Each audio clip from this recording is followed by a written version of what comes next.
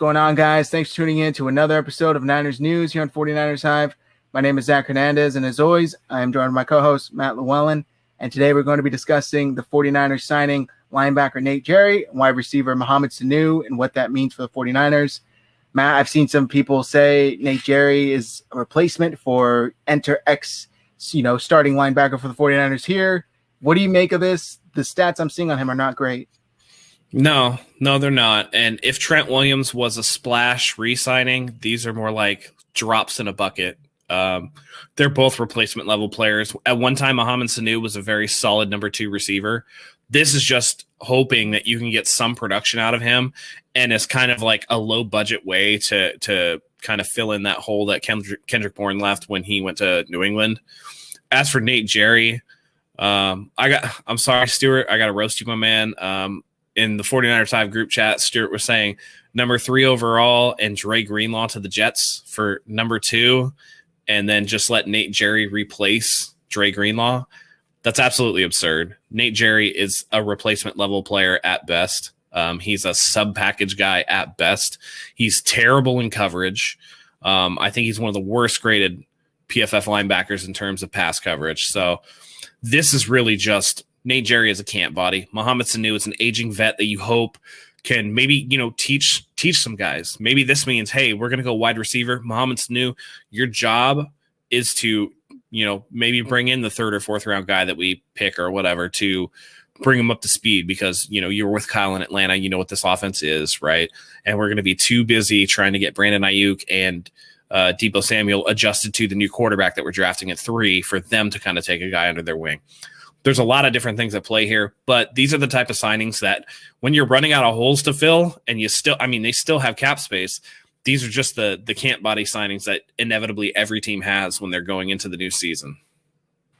Yeah, and looking up the tweets for Nate Gerry, they are rough. SB Nation executive producer Michael Kiss said, if you extrapolate Nate Gerry's coverage numbers per Pro Football Focus over a full season of 600 throws to make a hypothetical quarterback season, that quarterback would have thrown for 90.3% completion rate, 5,900 yards, 9.6 average with 80 touchdowns and 0 interceptions. Obviously, it's a little hyperbolic, but right. It's Michael Kiss is always hyperbolic, but yeah. And the stats: 90% for 2020 in coverage, 90% completions allowed, 4 touchdowns, 0 interceptions, 146.4 passer rating allowed. So Eagles fans are rejoicing. 49ers fans are not really sure, but yeah, I totally agree with you, Matt. It's just a depth signing, camp body. As far as Mohamed Sanu, I know the 49ers had him with the team for a bit last season. I was actually pretty shocked how quickly that kind of flamed out and they just released him out of nowhere. What did you make of that? I know it's going back to last season, but what happened that made them want to bring him back other than, what you said for his knowledge? I don't think there's any reason to bring him back other than that. Okay. Maybe they thought he was going to gel with Jimmy Garoppolo, and then when Jimmy went down, they really didn't have a spot for him. True. But the fact that nobody else really showed interest in Mohamed Sanu, like he didn't really do anything last year. So at this point, it seems like he's kind of washed. So unless they're going to transition to him to be a coach afterwards, which is very possible, I just don't see what the point of the move is other than just to pad depth in terms of the wide receiver spot. It's the same thing with, some of the other signings that they've made. So they brought back Jaquiski Tart, but they also signed Tavon Wilson to the vet minimum. It's not like Tavon Wilson is going to upseat either Tart or Jimmy Ward, but it's nice to have the depth. And I think a lot of these are depth signings because the 49ers do feel like they can make a run. If not the Super Bowl, then at least the playoffs. And that's even with a rookie quarterback starting. This roster from top to bottom, minus 1 or 2 issues, is pretty stacked. It's a really good roster. So these are the type of depth signings that you need just in case. The 49ers have had the injury bug the last couple of years. So these are the things that you want to have, on your side just in case something does happen. At least you don't have to go fresh out onto the free agent market and bring a guy in off the street. You've got a guy who knows your system and can at least try to make an impact, Yeah, no, great point. I know the 49ers wide receivers, I think specifically Brandon Ayuk and Deebo Samuel, were pretty shocked and upset on social media last season when they released him.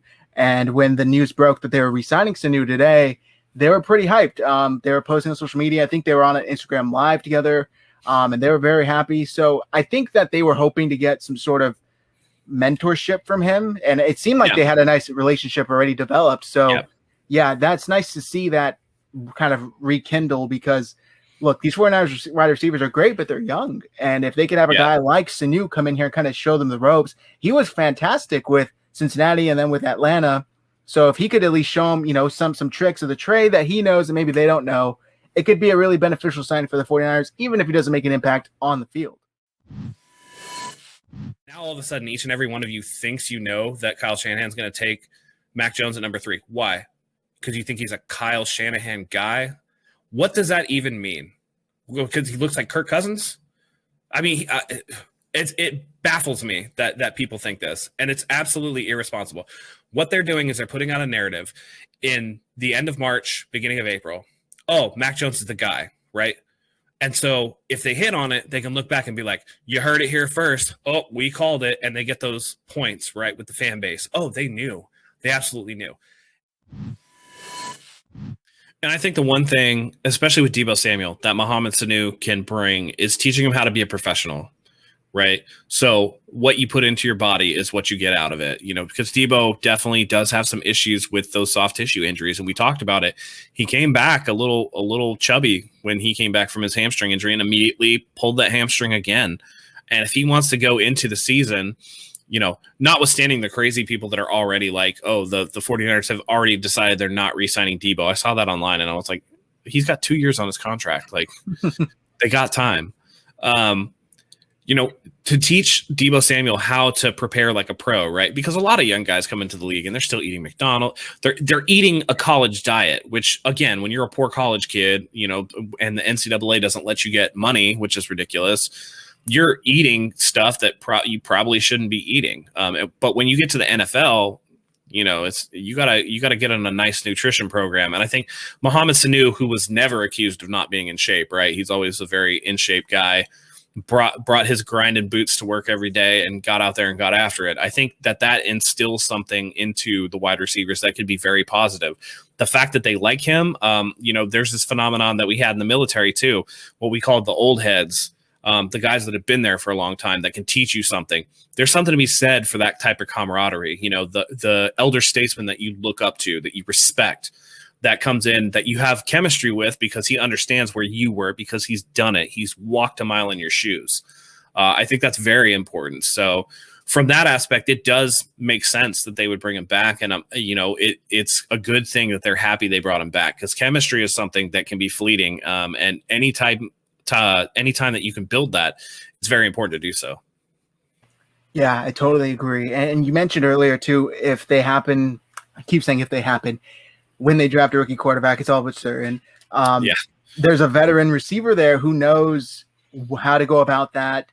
Maybe can if he happens to make it, you know, past the training camp cuts, whatever, stays on the team throughout the season, maybe he can help out with some tips there as well, because he's played with a lot of quarterbacks.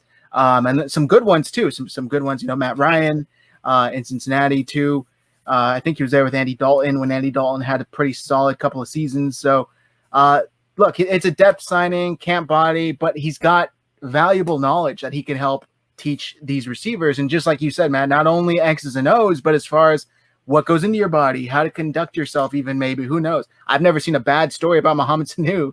Yeah. So there's a lot of things that can go about there. And as far as the Nate Gerry, I just don't think that's anything. He's a guy, really. He's a guy, you know, he's a guy that you put out there when, you know, of course, the linebacker position has been healthy, knock on wood, but, you know, every now and again you'll get a little nick up or like a ding and, you know, a little stinger or something, right? You got to come out for a play. That's when Nate Gerry goes into the game, and you just pray that they don't pick on him. But as we saw last year with the cornerback whose name I absolutely pushed out of my head, the teams will pick on you if they notice you. He gave up like those 2 touchdowns like right in a row before Salah pulled his ass. Oh gosh, was it Brian Allen? Brian Allen, there it is. That guy, that poor guy. Yeah, you can't even blame him, man. He was put in a horrible position. Yeah, yeah. And to wrap this up, how would you say if we're at this point and you said the 49ers still have some cap space, they're signing some, could be valuable depth guys. Mm-hmm. Would you say it's been a pretty successful offseason thus far? Absolutely. They've done a great job. And this trade kind of puts it over the top. It cements it, right? My one thing is like sooner rather than later, and at least by the trade deadline, I think they have to move on from Jimmy Garoppolo. What they're doing with this cap space and what they can do if they move off of Jimmy, at least halfway through the season, you get rid of half of his cap number, right? You get some savings, is that the cap is going to roll over. And after this season, rolling into 2022, post-pandemic and all that, the cap's going to go back up. And so now you're looking at being able to sign Fred Warner, getting ready to re-sign Nick Bosa. You can make a decision on Mike McGlinchey on whether or not you want to bring him back to a long-term deal. There are things that you can do that are freed up by the fact that they signed K'Wan Williams for $2 million, $2.3 million, which was preposterous. Yeah. They made as many deals as they could, and they kind of kicked the can down the road. And I think what we'll see in rounds 2 and 3, which we'll talk about in an upcoming video, is they're going to start plugging in, replacements for those positions in the future. So that way they kind of keep this roster build fresh. There are ways that they can do that, but they've done an absolutely fantastic job this offseason. There's no doubt in my mind. Yeah, I totally agree. I love the way they've handled it. Trent Williams was a big one. Jason Verrett. They let some pieces go, some guys go that, they felt they can do without, i.e. Richard Sherman, Kerry Hyder, even Kendrick Bourne. I think they've done a very good job at handling this offseason. So I think that's going to do this for this episode, guys. If you like what you see, hit that subscribe button below. Help us reach our goal of 2,000 subscribers. Like this video and drop a comment below. What do you make of these 2 signings? And how would you grade the 49ers offseason thus far? Go ahead and click the bell for notifications so you never miss another video. If you do, you're kind of like Gerry covering a wide receiver. Until next time, go Niners.